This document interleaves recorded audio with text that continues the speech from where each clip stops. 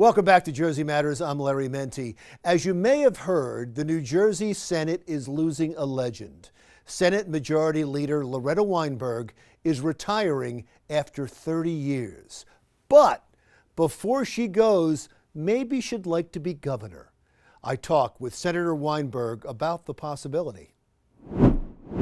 Senator, thank you so much for doing this. I just read a story when I was doing some research about what to talk to you about. I just read a story about you becoming governor.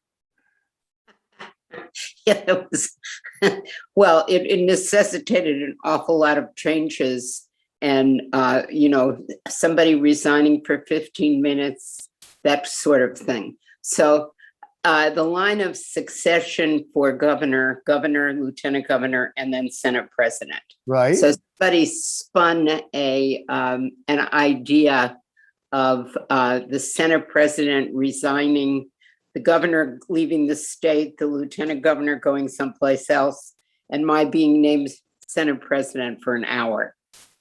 So now, it was kind of a fun exercise, but not very practical. Sure, it's a fun exercise. It's not very practical. It would be a wonderful tribute to someone who has served the state for so long to do that. What do you think of it? Well, as I said, I thought it was a fun exercise, but not anything I took seriously. I have spent the last few months actually being honored in many, many different ways. But, my 30-year career in public service is really more my honor to have been able to do it, to be in a position where you can hear one person's problem that actually has such a wider effect, and being in a position to be able to do something about it is a privilege in life that not a lot of people get to share. So I'm really the one who has to say thank you to the voters, to the residents, to my friends and neighbors, to my support system, to my family, who have enabled me to do it all these years. And you've set such a nice example over those 30 years, because you've always had a strength in position and a strength in character, but you were never mean. And politics has turned so mean. Oh, you're laughing. You were mean. There were times. I get hostile from time to time, but I try to keep it well in control. So, those thoughts enter my mind. You know what? I haven't really personalized some of the personal parts of politics. I've never internalized that. So I've always been able to keep it at arm's length, which kind of enables me to look at it a little bit more objectively. My public life has been not keeping my eye on the big picture. I've often said if I concentrated on the big picture, I would have given up a long time ago as being, God, this can't be changed. So it's the steps that came along, somebody or some group or just my own life experience enabled me to recognize, okay, here's a problem and I'm passionate about it. And even if it's risky and even if it's a tough lift, go for it. I haven't always been successful. They're not all wins that I've notched in my belt. There are a few, I think, important things left undone. Right. Let's talk about a couple. Can we talk about a couple of them? Because that's a great segue into a couple of things you're pushing right now in the lame duck session that don't look like they're going to be successful at this point. But you've been here before and you've been able to get things through. So the open records for police misconduct, that seems like it has a tough hill to climb. You're right. That is one, and it is interwoven to the bigger picture of Open Public Records and Open Public Meetings Act, which needs updating, which I have not been successful at. I have compromised. I've met with the League of municipalities, who has been the biggest antagonist in this venture.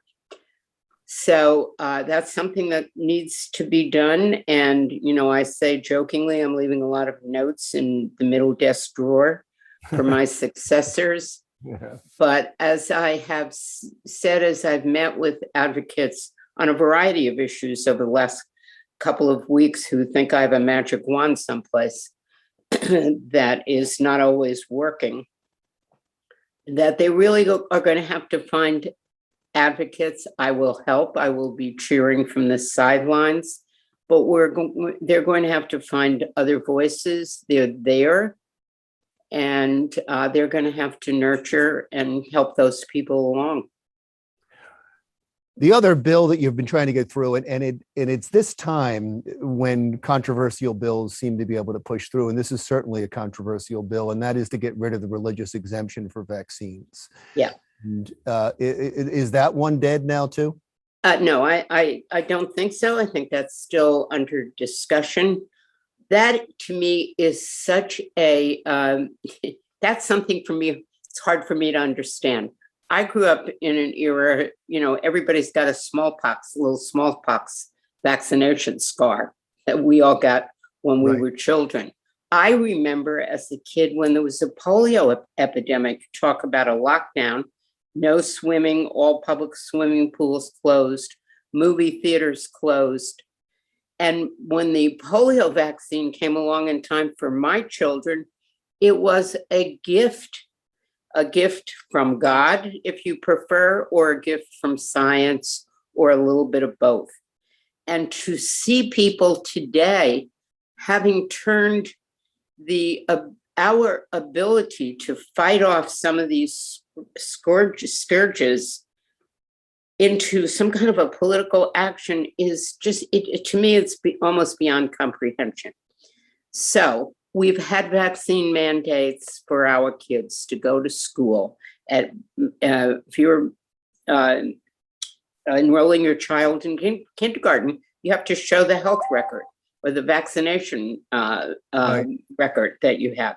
This is not something new or wild or crazy.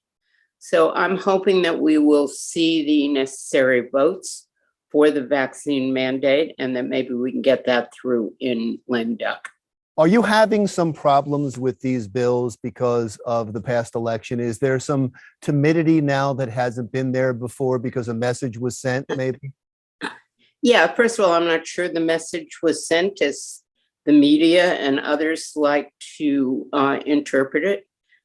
The Democrats reelected their governor for the first time in 40 some odd years.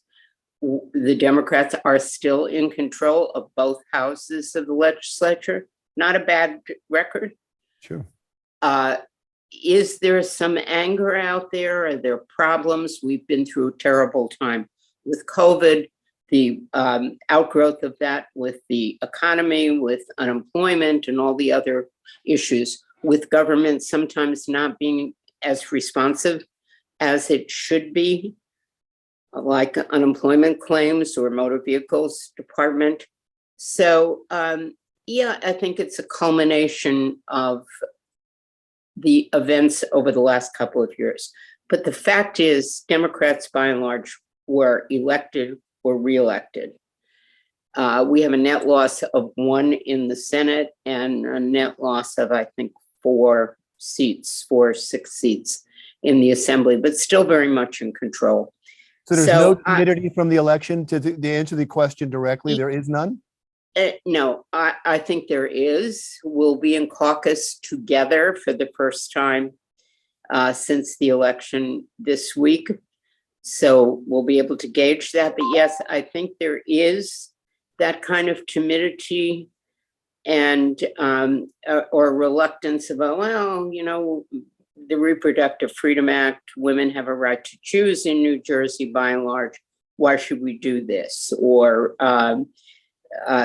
so this kind of, why take on these fights? Why take on more gun safety issues? Because by and large, we do have strong gun control laws in the state of New Jersey. So I think it's that kind of timidity as to why should we have to do it.